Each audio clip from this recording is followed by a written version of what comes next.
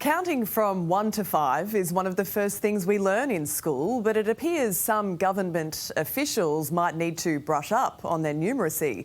A bureaucratic bungle has mixed up house numbers, leaving homeowners in limbo. Cheryl and Peter have lived in this home for decades. At least they thought they did. We know where we live, and he said, well, I don't care. He said, you're wrong. Gwen thought she lived in the home next door. It's not any of our fault, so it's the higher up in the government or whatever that does. The bureaucracy. It seems a few people have been living in the wrong homes in Bega Street, Candelo. Candelo is a quaint old village on the south coast of New South Wales. The sort of place where they still pump petrol on the footpath. Everyone knows each other and everyone knows where everyone lives. Except the government. It's just all bullshit, but they can't get things right. There's so much bloody paperwork. Peter and Cheryl say they have unearthed a 130-year-old government mistake and they're paying the price for it. All the title searches cost $40 a throw, and they don't do anything except tell us we don't live here. What's the point? They live in this home, but nearly 2 decades ago they bought the neighbouring property as an investment for their retirement. You pay the rates here? Yep. You pay the water here? Yep. Yeah. You pay the electricity here? Yeah. Yep. The Battlers didn't want to rely on the old age pension, so they spent their life savings and did up their investment property to sell so they could have a comfortable retirement. That's all the floorboards up on the wall. Yeah. Pain in the bum what's happened to Peter and Cheryl. Yeah. They bought the house from Gwen, who moved in with her daughter and son-in-law David on a nearby dairy farm. That's the one I lived in. And Gwen, that's the one you sold? Yeah, that's right.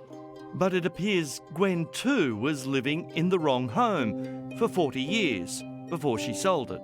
So the government's saying this is 1, 2, 4, 3, 5, 6. It just doesn't make sense. The lot numbers that the government allocates to land title seems to be out of order. These are the original titles? Yes, yes. The 21st of March, 1893, I think it says. They had the titles for both this house and their investment property next door. Okay, so they're saying five, that six. house next door there is lot number 4. That's right. And this one here is lot number 3. Yes. Let's show you from the air. There's the corner block, lot 1. The vacant block adjoining it is lot 2. Cheryl and Peter's renovated home, strangely called lot 4. Then the home they live in goes back to lot 3. And at the end, their neighbour's home sits at the front of the street. It's now back in running order at lot 5. This mistake happened way back in the 1800s and you're paying for it now. Yes. Was someone really bad at counting? Or? Perhaps they swapped numbers somewhere along the lines. Anyway, the bad maths wasn't a problem until this. He said, I want to buy it. Cheryl and Peter put their investment property on the market and the purchaser got his top-notch city lawyer onto it. But he later got back to them with bad news. Sorry, can't go ahead with this sale because the contracts are wrong. It's got the wrong house on it. When the buyer looked into it, the land titles told him he was buying Cheryl and Peter's current home and not the lovely investment property. And they're doing it a bit tough at the moment, and I think it's not real fair that they've got to go through all this.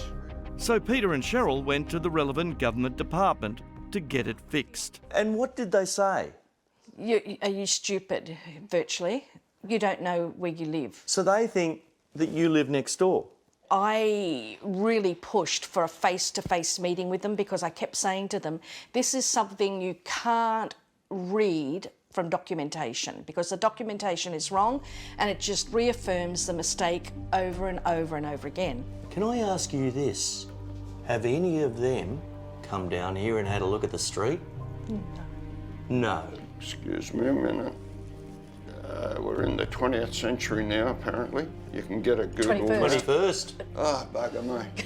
You can get a Google map and it can show you from the air precisely where you are It's got to be as good as looking at it. The New South Wales department in charge told them if they paid for an investigation, Maybe we'll do it if you pay it.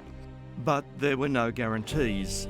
And they've already forked out a small fortune for lawyers and searchers. I think we've paid out enough. And besides, the government has told them the old titles are correct. But Peter and Cheryl say, who counts 1, 2, 4, 3, 5? Only the bureaucrats, it seems. And if you don't fix it, it means we can never sell the places. If the sale doesn't go through, what happens? Oh, it'll be like we are now, struggle hand to mouth. A 130-year-old bureaucratic mistake that wasn't their fault. The whole lot just doesn't make sense. It's just bureaucratic. Say it. I won't say that. Yeah. but You're fine with me. I get so cranky these days. So too Cheryl and Peter, but they're certainly not confused. We honestly know where we live.